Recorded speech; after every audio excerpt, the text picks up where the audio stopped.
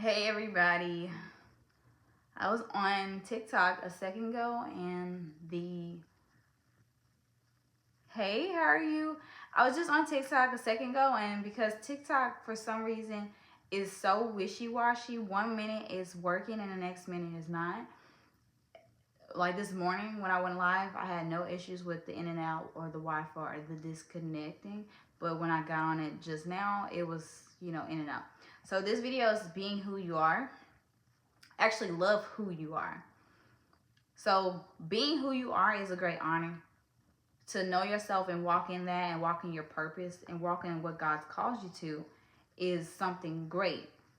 Sometimes it can be heavy, but to honor who you are is like honoring God because you respect the one who created you by respecting you enough to love that you because you're loving him.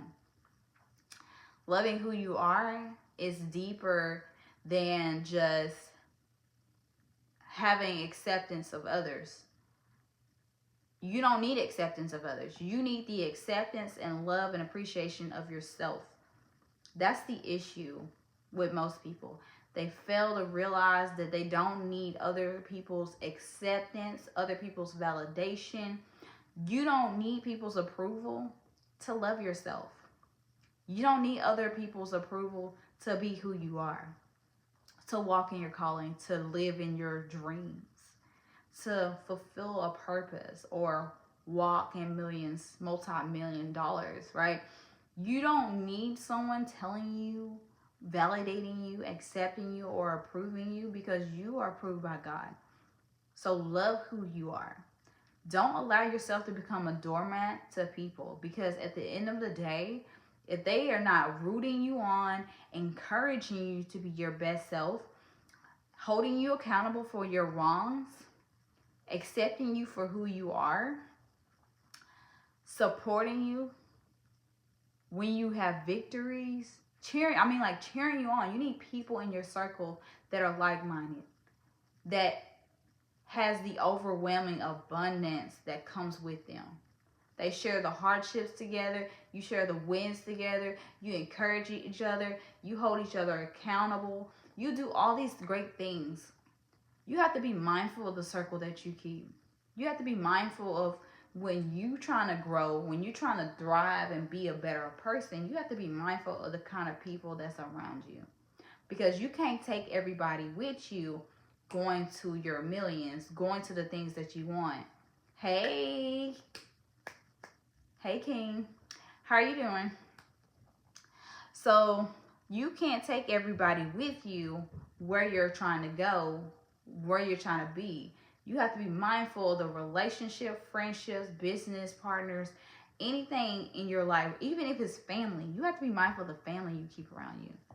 Because at the end of the day, there's some spiritual warfare that comes with being around people, right? And if you're spiritual and you know you're a spirit and you know God is with you, you got to know that being around the wrong kind of people can get you spiritual warfare that if you don't have the covering for it, you're going to be fighting their warfare for them because they don't have the mindset or the knowledge to know what is going on with them. So not only are you getting attacked from your own spiritual warfare battles, you're getting their battles too.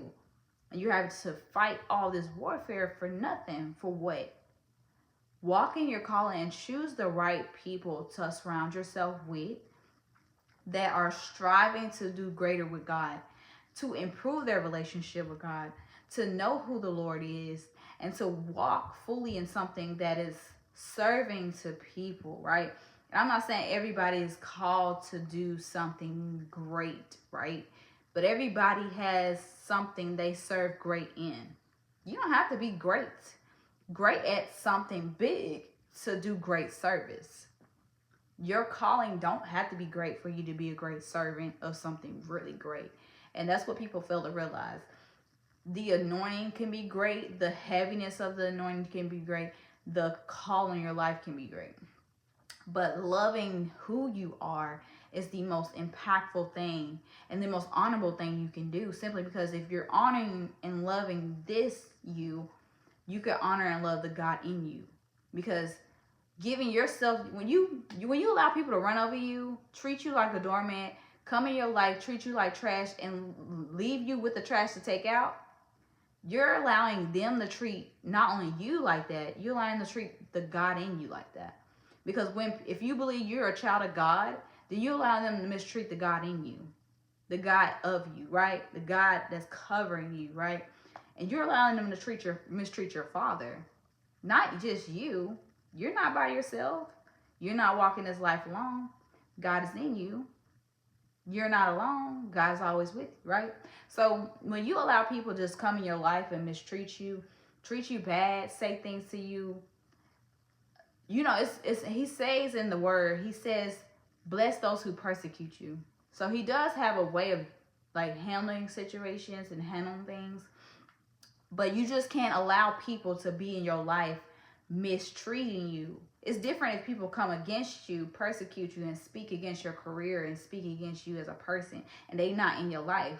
I'm talking about people that's in your life, that you selected to be a part of their life, your life. You chose the baggage, you chose the warfare, you chose the problems that came with those people, you chose the past that they came with, you chose every single thing. When you made a decision to select certain few people to be in your life, you chose everything that came with them for every new thing that will come with them, whether you know it or not. And when we experience things with people, whether good things, bad things, traumatic things, we have to hold ourselves accountable for accepting the things long before those things happen. We accepted what they were going to do before they even did it, because we made a choice to choose them. It's like marriage. You chose a friend for better or for worse. Now, sometimes friendships don't last like that, but if you're building towards something, like building towards things, like trying to grow, if these are fulfilling relationships, they go with you as you grow as a person. If they're not fulfilling, they'll fall off as the seasons change. That's just the purpose of life. We don't hold on to things. Things don't stay with us. Things usually fall when they've outgrown us and we've outgrown it. But the things that never fall to the ground. They usually grow with us as we grow as people. And naturally, if you're somebody who understands the purpose of loving who you are, you understand these simple concepts of setting boundaries, respecting yourself, and knowing you're not a doormat, not allowing people to speak to you, speak ill of you, speak ill of your life, not allowing people to speak poison into your ear or speak poison over you. Allow yourself to be surrounded around people who genuinely care about your well-being and care about how far you go in life and care about the wealth and success of your future and your family. So people who genuinely care about where you end up in life and if you're okay and if you're alive and if you're transcending is good, because you know you got people in this world that don't transcend to the right places.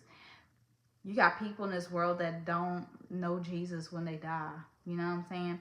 So be mindful of the people you have around you. Matter of fact, be somebody who prays for people around you. Be that person that prays for your friends. Pray for your spouse. Pray for your business partners. Pray over your business. Pray over everything. Be the person who does what other people aren't willing to do. Be the person who steps up when nobody's willing to step up.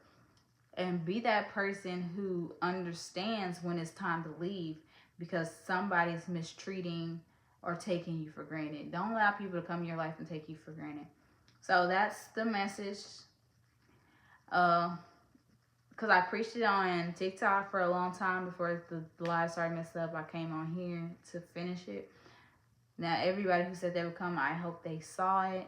And I love you guys.